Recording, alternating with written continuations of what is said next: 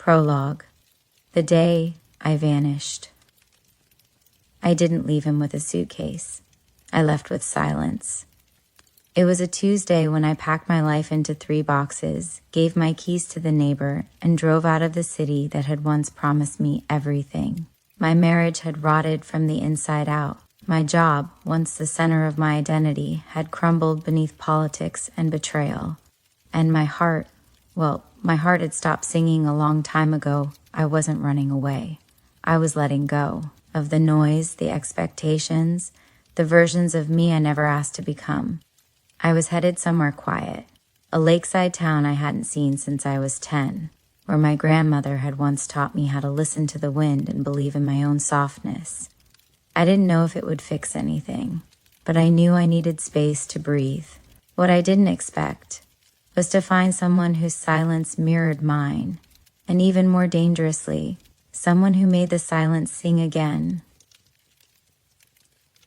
Chapter 1. Arrival. The town was smaller than I remembered, or maybe I had just gotten too big for my own soul. Willow Cove. Even the name sounded like a sigh. The lake shimmered like a sheet of memory under the early spring sun, and the air tasted like something I hadn't felt in years. Stillness. Clean, almost blue. As if the wind here didn't know how to carry pain. The cottage sat at the edge of the woods, just past a row of weather-beaten docks. It belonged to my grandmother once, and now it belonged to me. Peeling paint, ivy curling around the front steps, and shutters that creaked like old bones.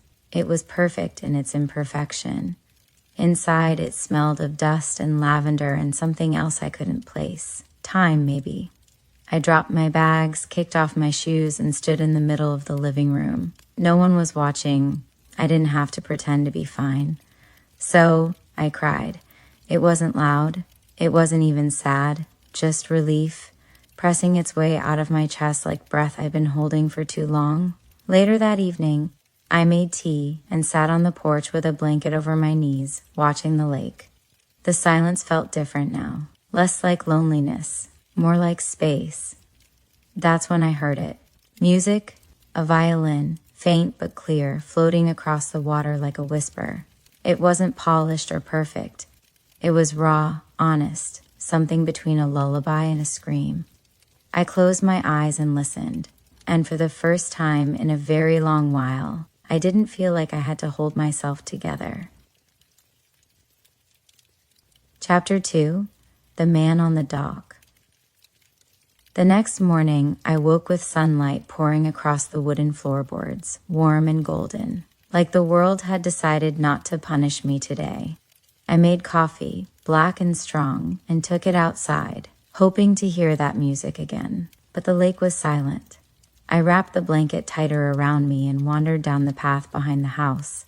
It curved gently between trees and opened onto a narrow dock that reached out into the still water. I remembered this dock. My grandmother had brought me here for picnics, back when my world was small and safe. But I wasn't alone.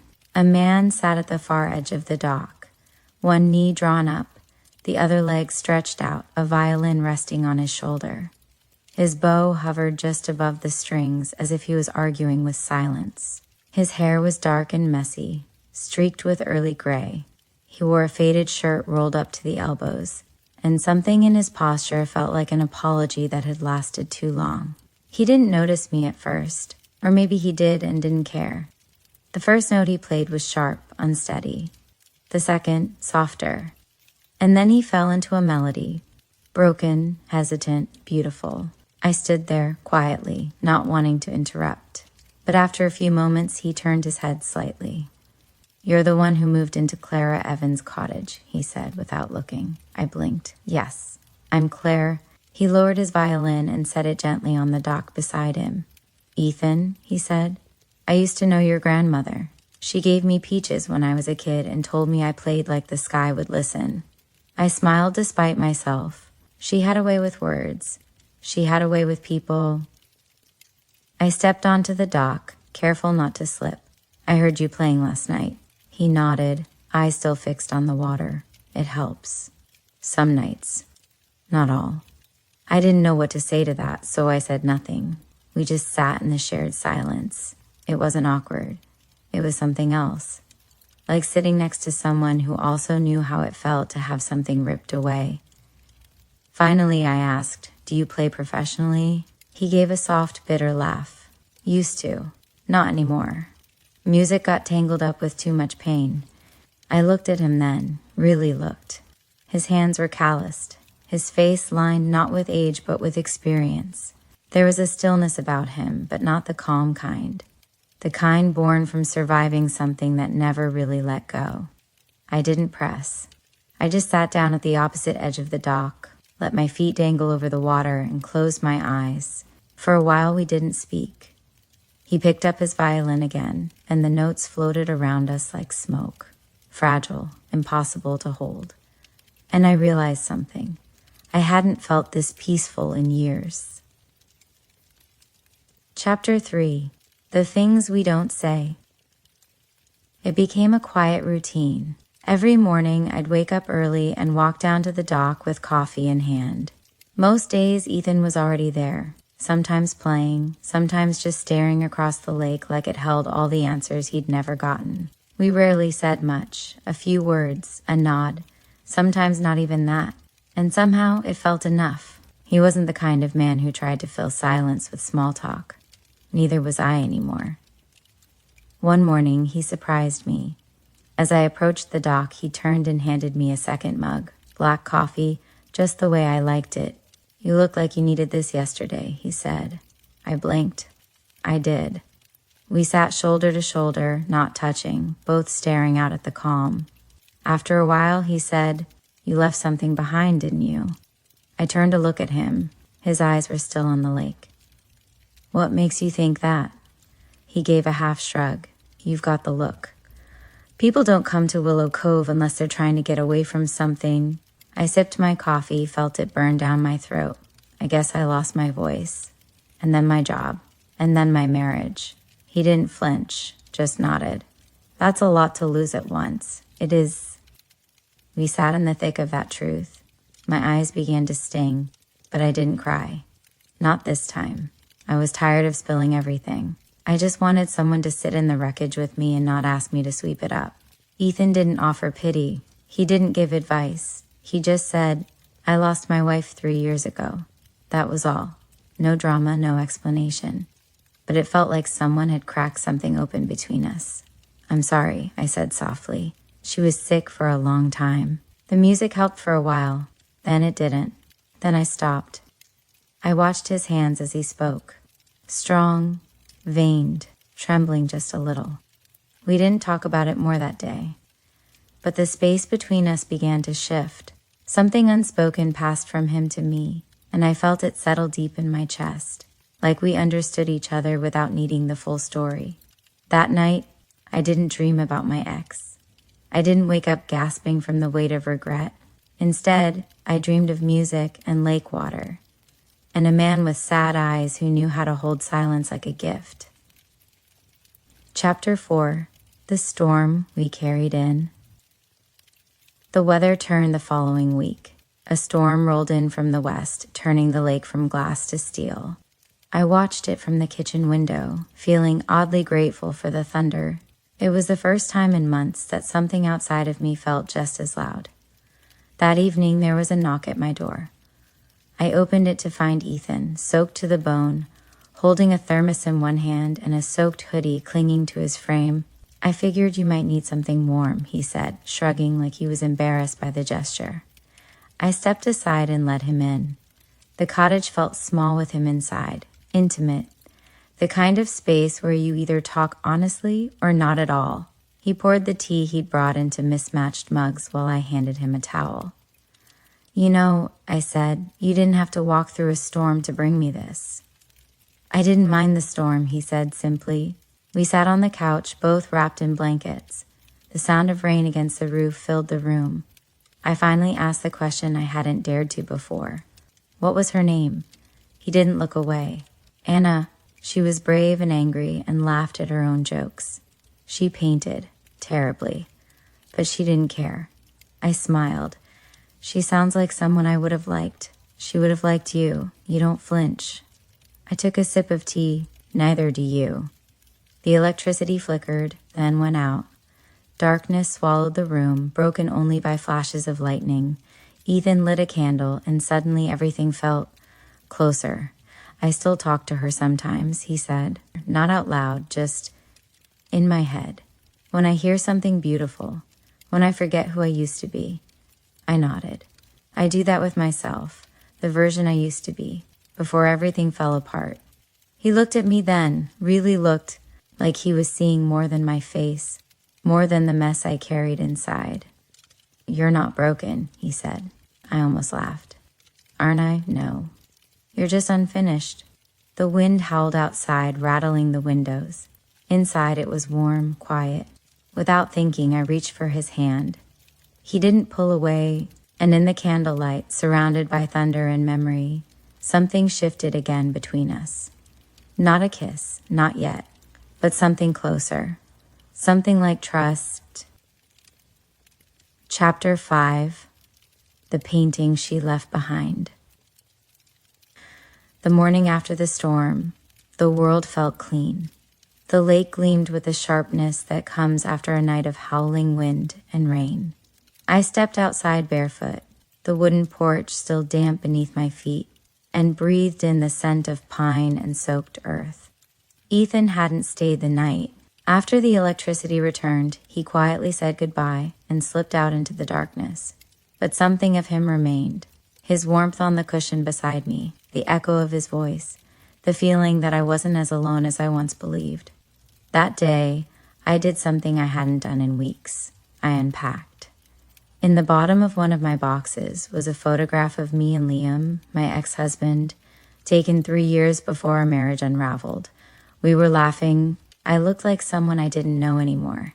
I placed the photo face down in a drawer I didn't intend to open again. Later, I wandered into town. The bookstore had reopened, now run by a young couple who spoke with the quiet affection of people who had weathered something together. I bought a journal, not because I knew what to write, but because I was ready to start listening to myself again. That afternoon, I went to Ethan's house for the first time. He'd invited me with an offhand comment.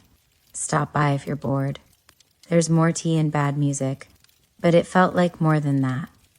An opening. His place sat a few streets from the shore, a single-story cabin with ivy climbing one side and sunlight pouring through the windows. Inside, it smelled of cedar and turpentine. On the far wall was a painting. It wasn't good. The brushstrokes were heavy, uneven, almost childlike, but it was full of color, blues and golds, and a splash of red like a heartbeat. It pulled at something inside me. She did that, Ethan said quietly behind me. I turned. He was watching me. Anna? I asked. He nodded. She painted it when she found out she was sick. Said if her body was going to fail her, her hands would still speak. I moved closer, touched the edge of the frame. She was speaking something honest, I said. She always did. We stood there in silence, the kind that feels like a blanket rather than a wall. Then he said, I haven't brought anyone here since she passed. My chest tightened. Why me? He didn't answer right away.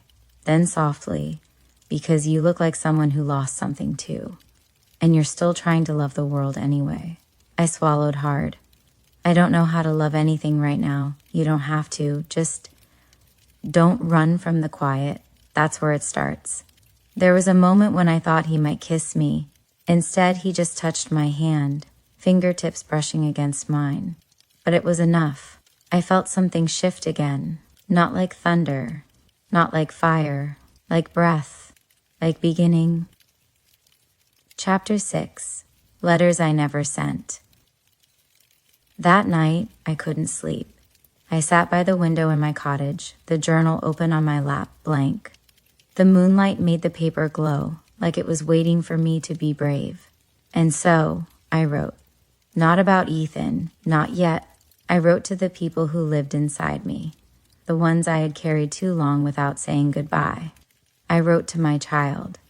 I never got to know you, but I remember you every day. I imagine the color of your eyes, the sound of your laugh. I still feel you in the quietest places. You were real, even if the world didn't get to see you. I wrote to Liam. I loved you longer than I should have, but maybe that was my lesson, to learn when love becomes a prison. You weren't cruel, you were just tired, and so was I. But I still wish we had tried harder. I wrote to myself, you've survived more than you ever thought you could. You're not soft because you broke. You're soft because you healed. You don't owe anyone a version of yourself that doesn't cry anymore. I closed the journal, pressed my palm over the cover like I was holding my past still long enough to breathe. In the morning, I found Ethan standing at the edge of the dock, barefoot, shirt wrinkled, like he hadn't slept either. He turned when he saw me.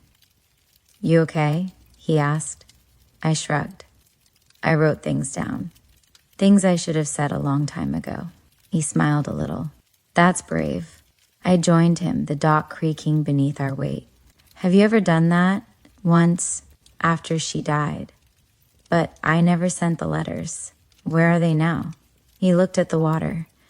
Somewhere in the lake. We both laughed gently. There was something cathartic about knowing we'd both tried to give our pain a place to live that wasn't inside us.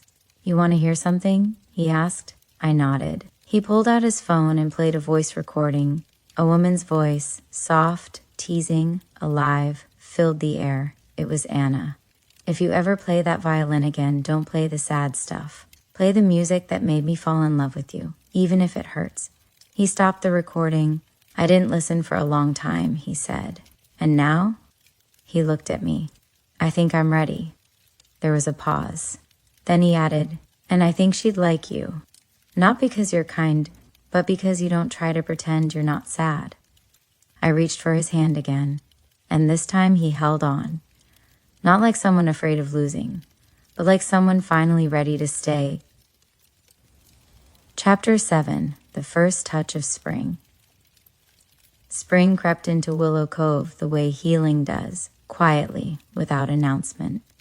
I noticed it in small things, the way the wind lost its bite, the first tiny green buds on the trees, the sound of children laughing again in the distance.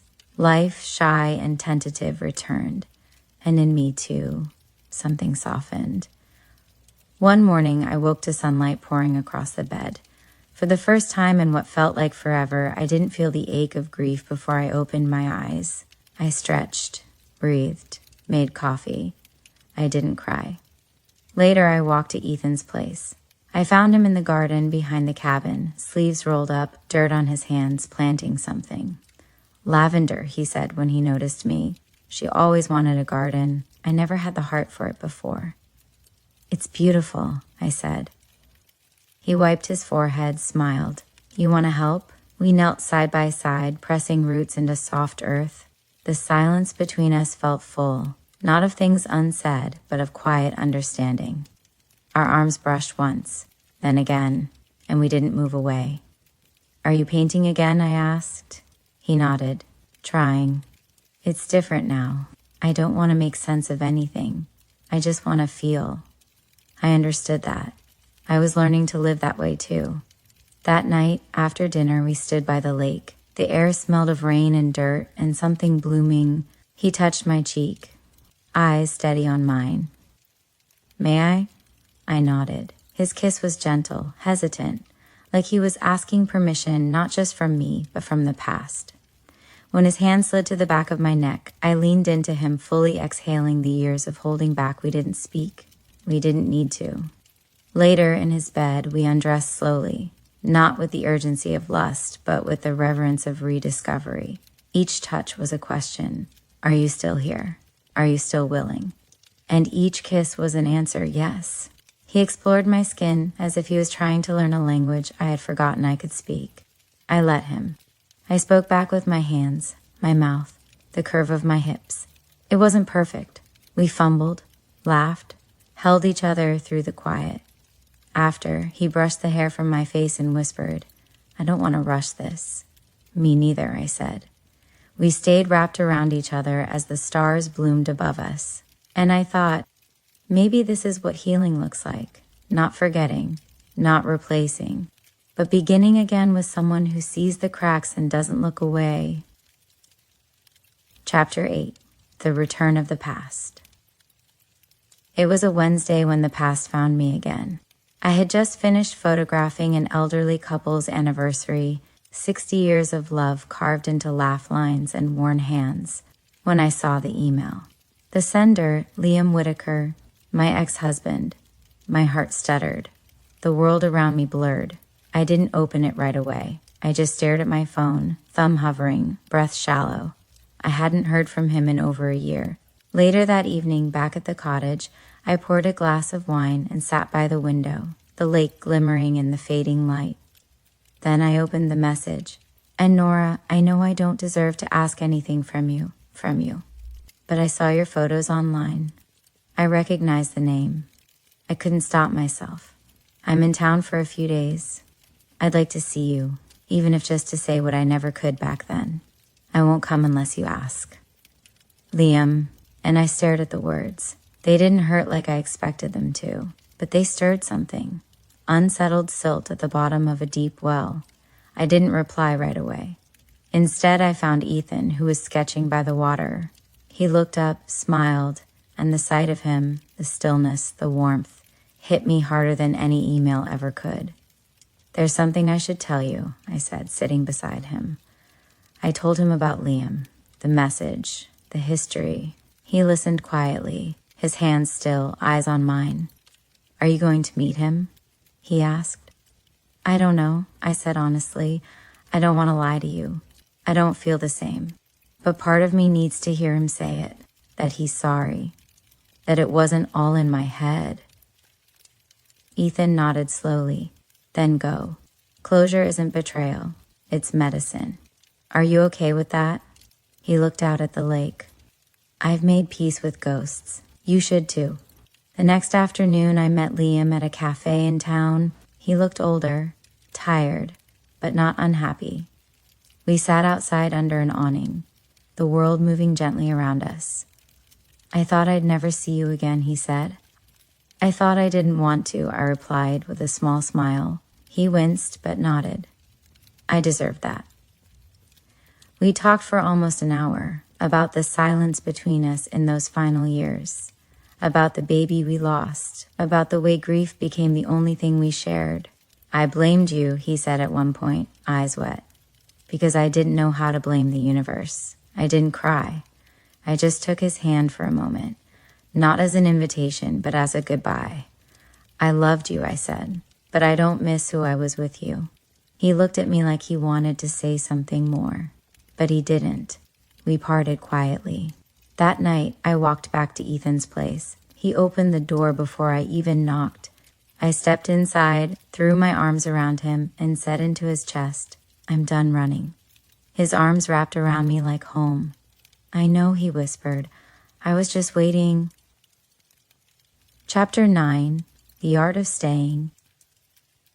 Love, I was beginning to learn, wasn't the lightning bolt people romanticized. It was what happened after the storm, the slow, quiet rebuilding, the choice every day to stay. Ethan and I grew into each other like vines around the same trellis, learning each other's silences, fears, and rhythms. There were days when I still woke in panic, sweat-drenched, the echo of a cry I never got to hear still lodged in my chest.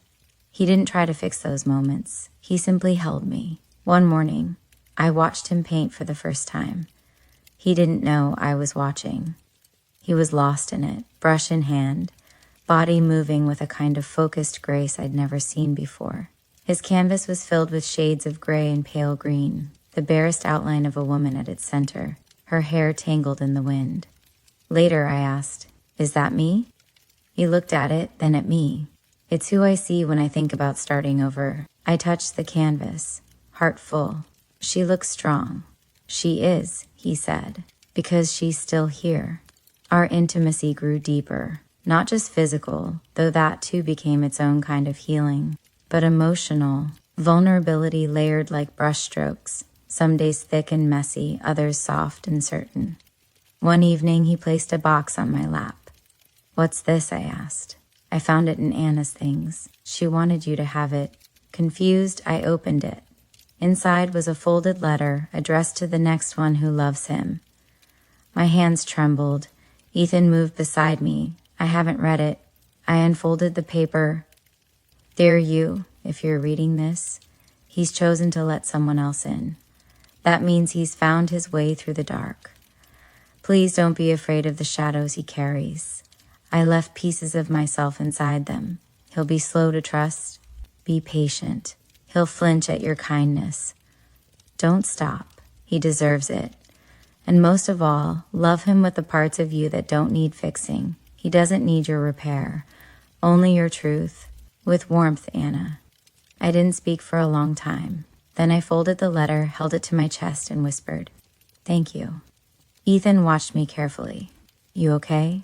I think I finally believe I'm allowed to love again. His lips curved into the softest smile. "I already do," I added. He pulled me into his arms. "Then stay." And I did. Not just for the night, but for the life we were beginning to build. One honest day at a time,